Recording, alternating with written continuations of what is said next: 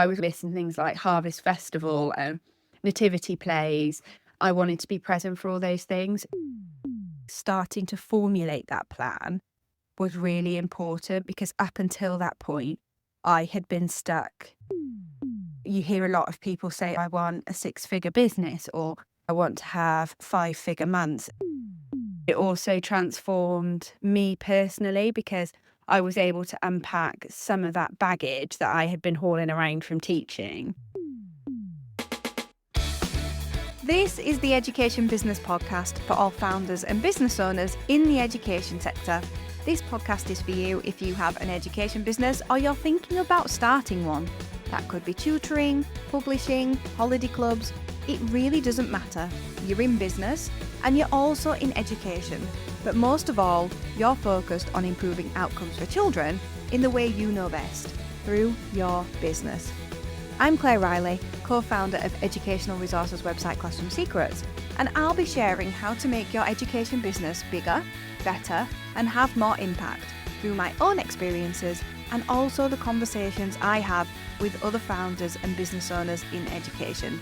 The Education Business Podcast is sponsored by Classroom Secrets, helping you to support your children's learning.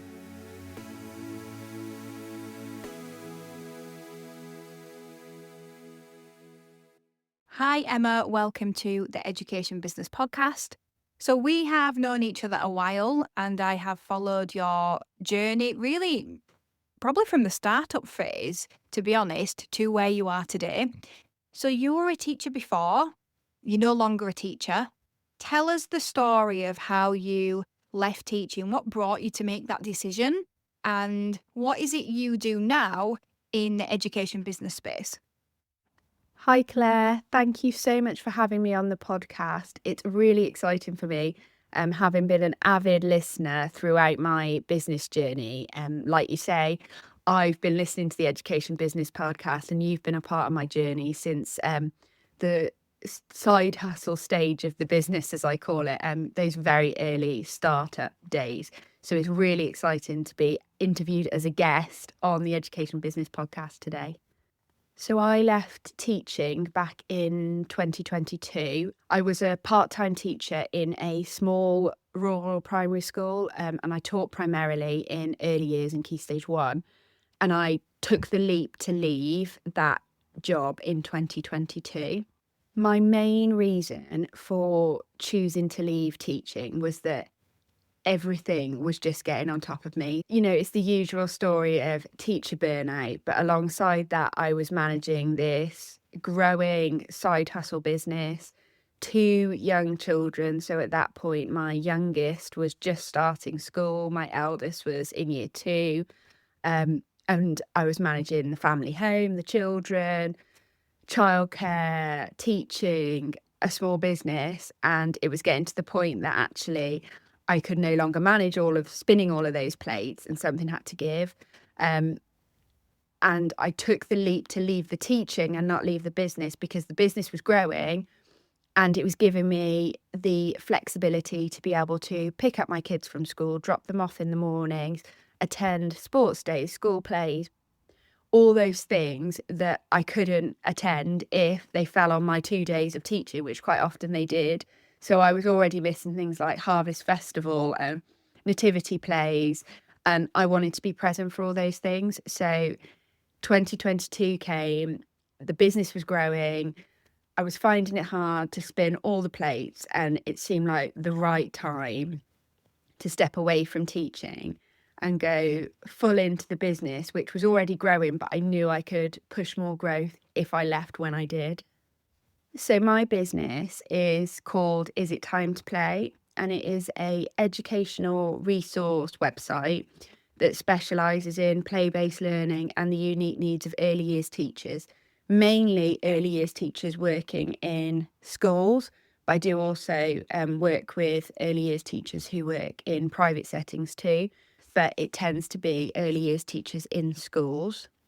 And through the website, I provide both individual planning downloads, so people can come on and just download an individual document that they need at the time. Or more recently, I've added into the offer a subscription membership. So for members, they get access to all of the planning and resources that are available, all of the training videos that are available, and a special support community. So there's a community page, and I also do live trainings in there. I do question and answers, and I also work with teachers via Messenger mainly, offering one-to-one advice to members. Thank you, Emma. I'm happy that you really wanted to be on the Education Business Podcast. We're very, very happy to have you. It was great to hear your story and the struggles, and lots of people do start a side hustle and then transition into the classroom. They're not lucky enough to be able to just walk away. And I think lots of people listening, if they're in a similar position to that, they're always asking, well, when is the right time to make that shift? And you explained what was the right shift for you. But what I'm interested to know is, what impact did leaving the classroom to focus solely on your business have on your business? I think you said something really interesting there, Claire, as well, about how it's got to be the right time to make the shift for you. And the time I made the shift was right for me. When I stepped out of the classroom, that was right for me. But it's also worth saying that it didn't necessarily feel comfortable. I'd weighed up all the options and where I wanted things to go, and it still felt uncomfortable. So it's about making the shift that's right for you. And in terms of the impact it then had on the business, that first 6 months, probably, once I'd left the classroom, I was really able to reflect and, start to formulate these bigger ideas about where I wanted the business to go, what I wanted from the business, how I wanted the business to look and to run, how, what my plans were for the future, which is probably something that I had never really sat down and thought about before.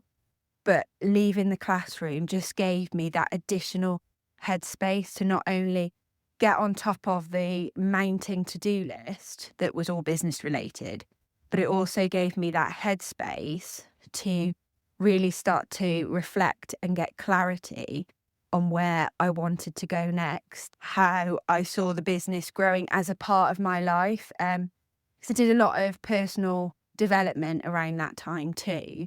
And a lot, you hear a lot of people say, oh, I want a 6-figure business, or, I want to have 5-figure months. And that's great for some people, but it took me a little bit of time to reflect on what I wanted and what the goal was for my business. What did I need from the business, and what did I want to put in to get there? So that 6 months when I initially left teaching, the impact was that all of a sudden I could start to plan. I could start to plan for this business.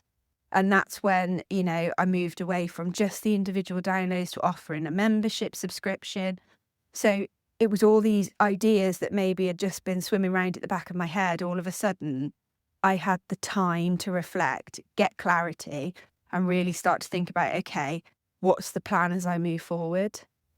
And I think starting to formulate that plan was really important, because up until that point, I had been stuck inside the business and inside teaching, and you're just on a constant treadmill of, just staying on top of things. And all of a sudden I could start to dig deeper.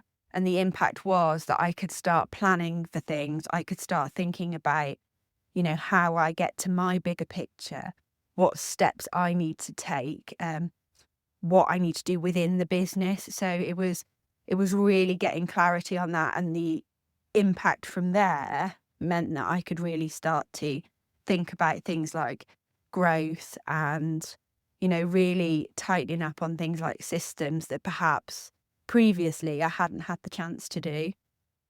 Do you teach children as part of your business offering? Have you considered using resources from Classroom Secrets? At Classroom Secrets, we're always adding new resources for a range of subjects, and we're keen to hear your suggestions for resources too. We know that you didn't go into business to work more hours than you did in the classroom. You went into business to give you freedom. Let us help with that. Visit classroomsecrets.co.uk to sign up. I love that you're more focused on how the business can provide for your family rather than the money. Now, I think as an education community, first and foremost, we're focused on the impact we can make. But I see this across the industry, really. Yes, the money's great, but actually, probably because we've been so time poor in a work situation before, it's more focused on the time that a business can give us, and how that supports family. And I think it is interesting because, you go for a job and you think about how it supports your family, potentially financially. Or lots of people go into teaching because they think, oh, I'll have all the school holidays and it'll work around kids. That's not the way it goes, is it really? But that's what people can think from the outside. But you don't sort of go into a job and think, how can I make £1 million in a year? But as soon as you switch to business, people expect that from you. Okay, so what are your big money goals? And I'm not saying they're not important, but all of a sudden, you can't build your income around what you want for your family. Instead, you have to have these big goals and go after that. And I think I'm seeing across the education business sector an understanding that, it's the first thing. It's the first thing. And then, the money comes and that's great. But let's focus first on what we want for ourselves. You mentioned that you did some personal development. What personal development did you do that really helped? I 100% agree with what you're saying there, Claire, because like you say, for education businesses, I know we're all striving to make an impact for teachers and for children.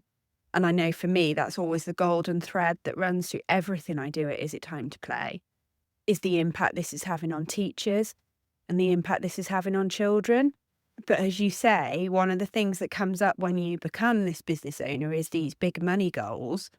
And you've come from employment where you were time poor, and all of a sudden you're back on a hamster wheel now chasing these big money goals. And for me, it was really important that I didn't end up back on that hamster wheel. And that's why I took that time to really reflect. And in terms of personal development, really, for me, it started out, and I think this is probably where we all start with personal development, is that it kept coming up when I was listening to business podcasts. This term, personal development, kept raising its head. And I kept thinking, okay, so what is that? Because I think as teachers, we look at development very much in terms of professional development. So you're asked, do you want to be senior leadership? What new responsibilities do you want to take on? Where do you see yourself in 5 years' time? But that's all focused on our career development and not on our personal development. Where do we see ourselves personally? Like, how are we growing personally? And like I say, the term kept popping up. It kept popping up on various podcasts. I know it's something that's been talked about on the Education Business podcast. So I started doing a little bit more digging. So I started to listen to a few different podcasts. Like I love James Wedmore's Mind Your Business podcast. And I started listening to more on that line of personal development. And then it was, okay, maybe reading a book. And then it was, okay, so maybe I'm going to start journaling. And it's sort of all built up. But for me, you asked what was the personal development that was important. And for me, the personal development that really changed things was taking on a mentor, a coach. And again, initially, I was a little bit skeptical. I'd heard it mentioned, oh, you've got to have a coach. You've got to have a coach. A coach is really great. And I don't think you've got to have a coach. I think you've got to be in the right place before you start to work with someone. But I know that it was hugely impactful for me personally and professionally in terms of the business. So initially I started with, I attended a group workshop, I attended some group training, and then I decided to take the leap and really invest in myself and invest in a one-to-one business coach for 6 months.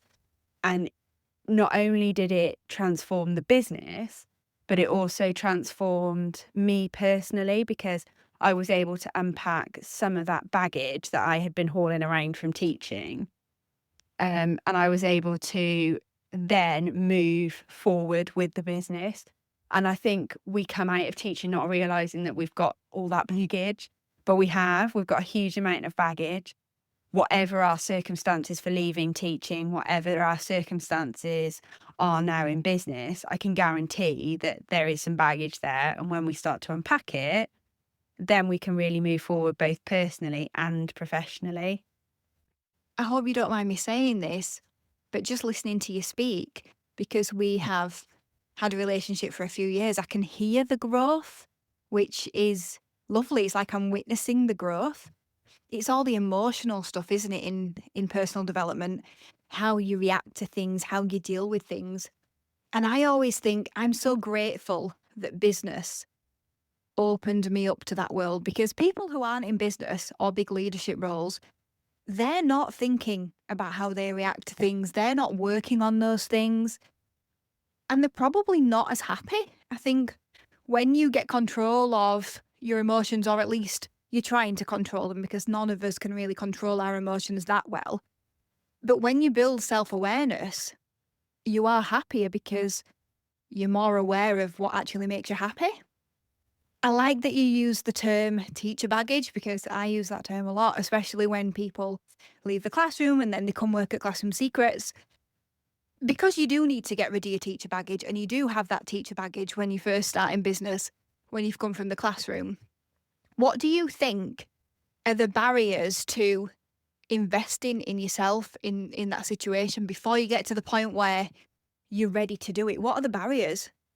Absolutely. And someone once described it to me as a rucksack. So you come with your own personal rucksack, and whatever you've done over the years, you've collected rocks in that rucksack. And as you sort of grow and you change and you develop with how you control your emotions and all those sorts of things, you can then start to unpack that rucksack. So you might start to leave rocks along the way, or turn some of the rocks into pebbles, and you're lifting a weight. So you're sort of releasing yourself from that weight. And I really like that way of looking at it. And it's sort of a way I still look at it, is that, there's always going to be rocks in that rucksack to remove or make smaller or work on. I think a big barrier is, and this is probably the same for a lot of people, is financial.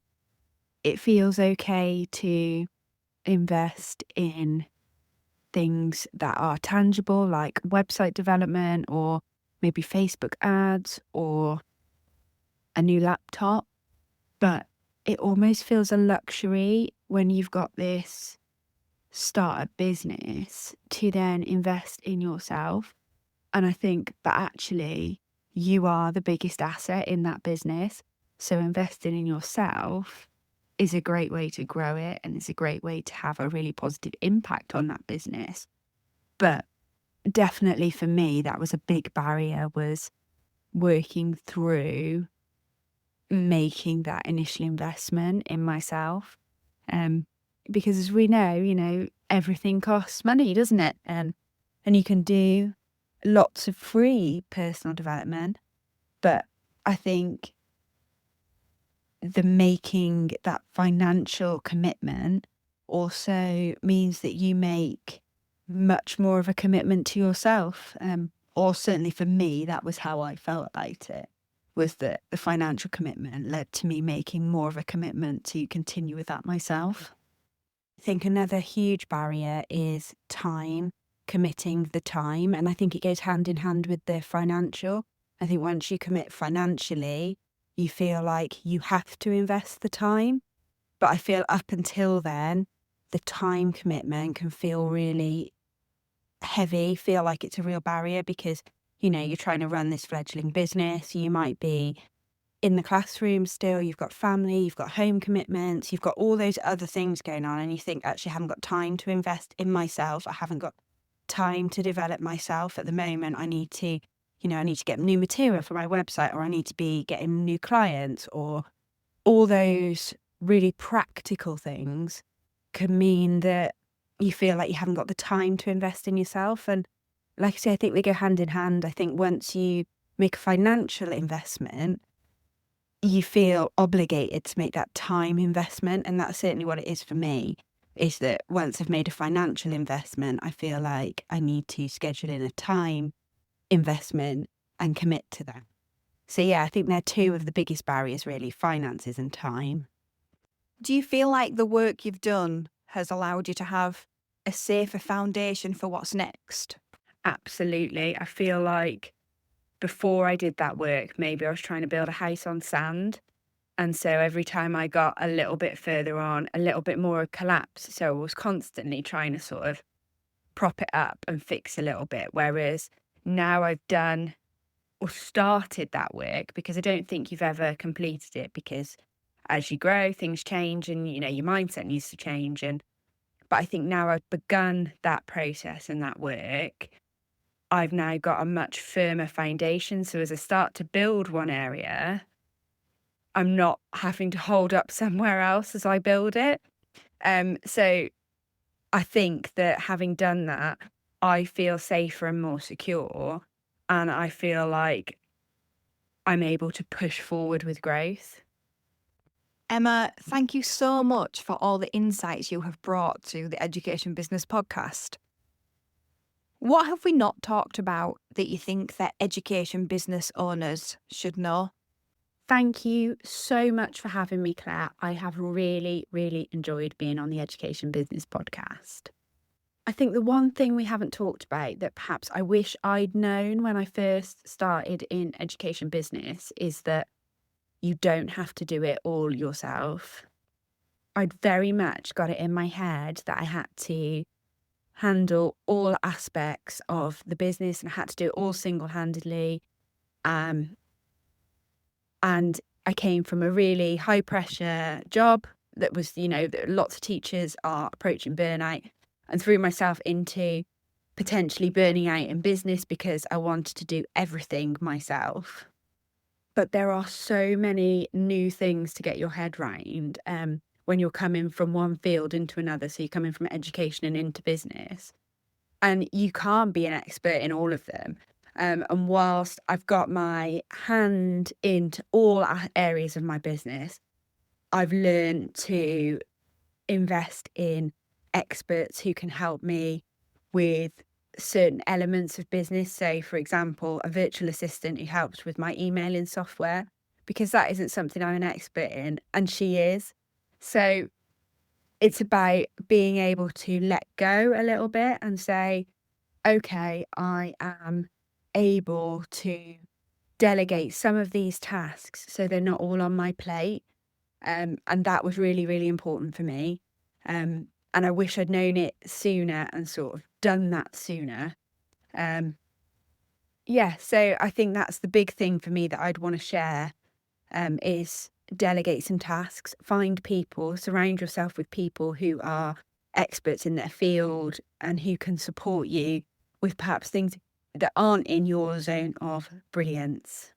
All I have to say to this is amen. Absolutely amen. It's a journey, isn't it, being an entrepreneur? And often as an ex-teacher, we go through the journey of, oh, wait, I can't do this all by myself, and maybe it could be better if I let other people help. And it's a journey we all have to go on. Otherwise, we trap ourselves just having a job, which is not necessarily a bad thing, but it doesn't probably create the life that you really want if you're honest to yourself deep down. Emma, thank you so much for your insights. Really, really appreciate it. Thank you again so much for having me. Thank you for listening to the Education Business Podcast. This podcast is sponsored by Classroom Secrets. To find more resources to grow your business, visit classroomsecrets.co.uk.